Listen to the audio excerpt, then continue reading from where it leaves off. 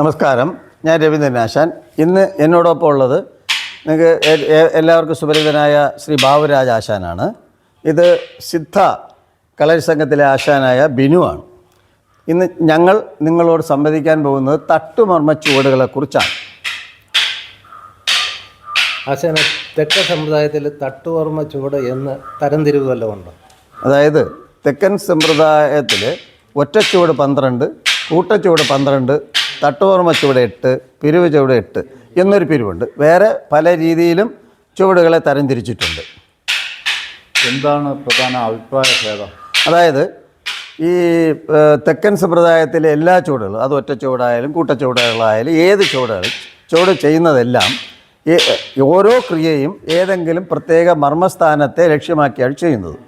അതുകൊണ്ട് എല്ലാ ചുവടുകളും ഏതെങ്കിലും മർമ്മസ്ഥാനത്തെ ലക്ഷ്യമാക്കി ചെയ്യുന്നതുകൊണ്ട് തട്ടുമർമ്മ ചുവട് എന്നൊന്നും വേണ്ട. എല്ലാ ചുവടുകളും തട്ടുമർമ്മ ചുവടെന്നാണ് പൊതുവേ ഉള്ള അഭിപ്രായം. മറ്റ് ആശാന്മാരോട് അഭിപ്രായം വല്ലതും ചോദിച്ചിട്ടുണ്ട്? വിവിധ ആശാന്മാരോട് ഞാൻ അഭിപ്രായങ്ങൾ ആരാഞ്ഞിട്ടുണ്ട്. ഒരാൾ പറഞ്ഞത് തട്ടുമ്പോൾ തന്നെ ആൾ മയങ്ങി വീഴുന്ന രീതിയിൽ ചിട്ടപ്പെടുത്തിയിട്ടുള്ളതാണ് തട്ടുമർമ്മ ചുവട്.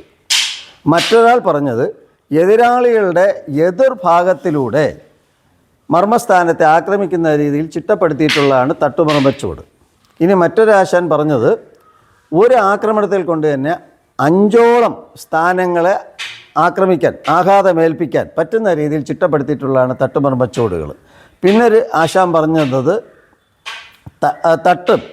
തട്ടുമ്പോൾ തന്നെ അതിനോടൊപ്പം തന്നെ ആ തട്ടുന്ന കൈ കൊണ്ട് തന്നെ ആക്രമിക്കുകയും ചെയ്യുന്ന രീതിയിൽ ചിട്ടപ്പെടുത്തിയിട്ടുള്ളതാണ് തട്ടുമർമ്മ ചുവടുകൾ എന്നാണ് ഈ അഭിപ്രായങ്ങൾ പറഞ്ഞിട്ടുള്ളത്. ഇനിയും ധാരാളം അഭിപ്രായങ്ങൾ പറഞ്ഞ ആൾക്കാരുണ്ട്. ഇത് പ്രധാനപ്പെട്ട അഭിപ്രായങ്ങൾ ഞാനൊന്ന് ക്രോഡീകരിച്ച് പറഞ്ഞതേ ഉള്ളൂ.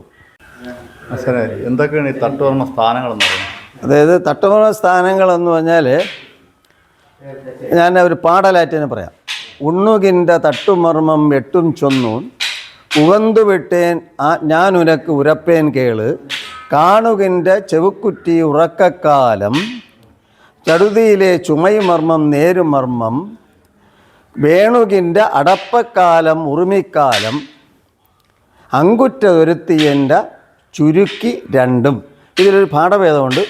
ചുരുക്കിയും വില്ലും എന്നൊരു, ചുരുക്കി രണ്ടും എന്നായിരിക്കും കൂടുതൽ ഭേദം. അതായത് ആദ്യത്തെ നമ്മൾ പറയുന്നത് കാണുകിൻ്റെ ചെവുക്കുറ്റി, ഉറക്കക്കാലം, നേരുമർമ്മം, ചുമൈമർമ്മം, അതുപോലെ തന്നെ ഉറുമിമർമ്മം, അടപ്പക്കാലം, 2 അത്തിച്ചുരുക്ക്. വില്ലുമർമ്മമായാലും കുഴപ്പമില്ല. ഇതാണ് പ്രധാനപ്പെട്ട തട്ടുമർമ്മസ്ഥാനം. ഈ തട്ടുമർമ്മ സ്ഥാനങ്ങളുടെ പ്രത്യേകത എന്താണ്? അതായത് തട്ടുമർമ്മസ്ഥാനം, അപ്പോൾ നമ്മൾ നേരത്തെ പറഞ്ഞല്ലോ, നമ്മൾ എല്ലാ ക്രിയകളും ചെയ്യുന്ന മർമ്മസ്ഥാനത്തിൽ. പക്ഷേ ഈ തട്ടുമർമ്മസ്ഥാനത്തിനൊരു പ്രത്യേകതയുണ്ട്. ആ പ്രത്യേകതയാണ് എന്താണ് തട്ടുമർമ്മസ്ഥാനത്തിൻ്റെ പ്രത്യേകത. അതാണ് ആശാൻ ചോദിച്ചതിൻ്റെ പൊരുൾ. അതായത് വളരെ ശ്രദ്ധിക്കുക. ശ്വാസമത് 8 മുട്ടും ഇടങ്ങളെത്താൻ തട്ടുമർമ്മ ചുവടു ചൊല്ലുവോമേം.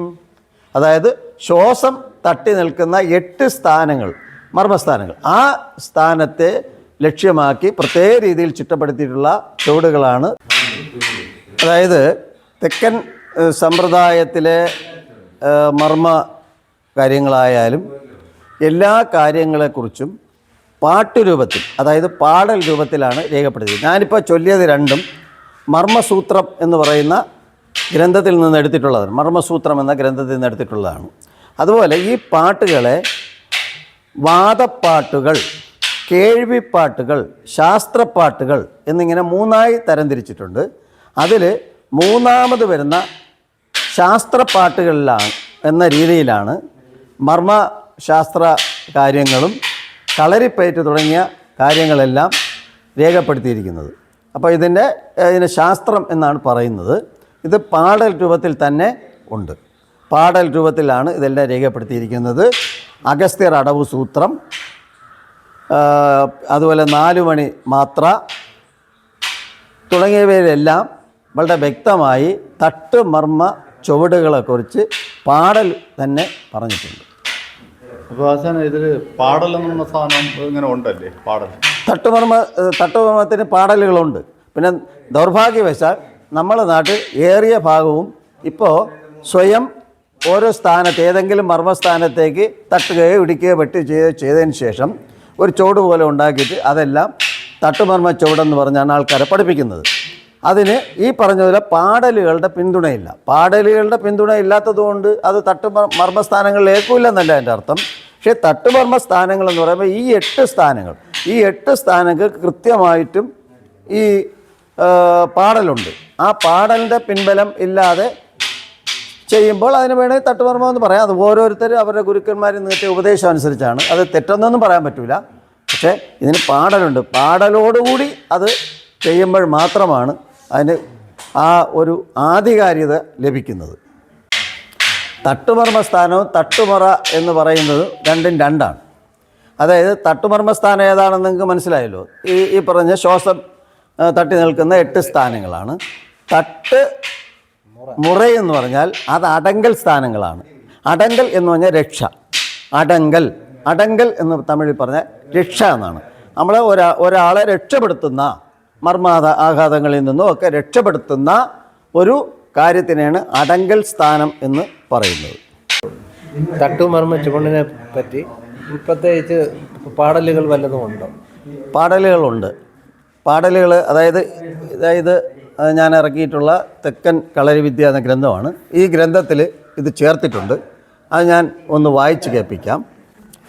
അതായത് കേളപ്പ അടിയെ അമർത്തി തട്ടുമർമ്മ ഗുണമെന്റ് മറയേറ്റി കുറ്റി നിന്റെ പോത് അടപ്പക്കാലം തട്ടിവെട്ടി സൂക്ഷ്മതായി കല്ലിടൈ കാലം ചെയ്യവേ കൂമ്പുമർമ്മം മൂത്രക്കാലം 4-5 ചുവടുക്കുൾ കാലുകേറ്റി കാലിനെ പിടിക്കാമൽ കൈകൊണ്ട് വെട്ടുംപോട്ട് ചുവടാറിൽ കെട്ടി നില്ലപ്പനെ ഇപ്പടിതാൻ 4 പാടും ഗുണമായി ചെയ്യ വേണം കേളപ്പ ഇതർക്ക് പേര് തട്ടുമർമ്മ ചുവടൻ്റെ മാമുനിതാൻ ഉരൈത്ത നൂലേ. ഇത് അഗസ്ത്യർ അടവ് സൂത്രത്തിലാണ്. ഇതുപോലെ തന്നെ 4 മണി മാത്രയിൽ വളരെ വ്യക്തമായി 8 തട്ടുമർമ്മ ചുവടിന് വേറെ രീതിയിൽ, ആ പാടലുകളൊക്കെ വേറെ രീതിയിലാണ് ചുവടുകൾ പറഞ്ഞിട്ടുണ്ട്. ചുവടിൻ്റെ എല്ലാ നീക്കങ്ങളും വളരെ വ്യക്തമായിട്ട് ആ ഗ്രന്ഥത്തിൽ പരാമർശിച്ചിട്ടുണ്ട്.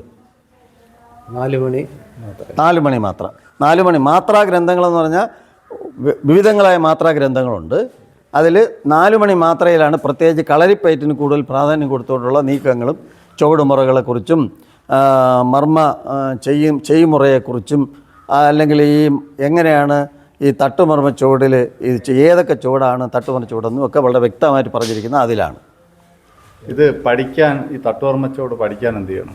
തട്ടുമർമ്മ ചുവട് പഠിക്കാനായിട്ട് നമ്മൾ ശരിക്കും പറയുകയാണെങ്കിൽ ഞാൻ മുമ്പൊക്കെ പറഞ്ഞിട്ടുള്ളതുപോലെ തന്നെ ശരിയായ രീതിയിൽ കാര്യങ്ങൾ ഗ്രഹിച്ചിട്ടുള്ള ഒരു ഗുരുവിനെ കണ്ടെത്തുക. പല ഗുരുക്കന്മാരും ഞാൻ നേരത്തെ പറഞ്ഞ പോലെ അവരുടെ സ്വന്തം താല്പര്യത്തിനനുസരിച്ച് ചുവടുണ്ടാക്കി തട്ടുമർമ്മ ചുവട് ഇതുപോലെ ശാസ്ത്രം ഉദ്ധരിച്ച് തട്ടുമർമ്മ ചുവട് കറക്റ്റ് പഠിപ്പിക്കുന്ന ഏതെങ്കിലും ഗുരുവിനെ കണ്ടുപിടിച്ച് അവിടെ നിന്ന് വേണം ഇത് പഠിക്കേണ്ടത്. ഇപ്പോൾ ഞങ്ങളുടെ ഈ ലഘു വീഡിയോ എല്ലാവർക്കും വളരെ പ്രയോജനകരമായിരിക്കും എന്ന് വിശ്വസിക്കുന്നു. ഇഷ്ടപ്പെട്ടവർ ലൈക്ക് ചെയ്യുക, സബ്സ്ക്രൈബ് ചെയ്യുക, ബെൽ ബട്ടൺ എനേബിൾ ചെയ്യുക. ഞങ്ങളുടെ എല്ലാവരുടെയും നന്ദി, നമസ്കാരം.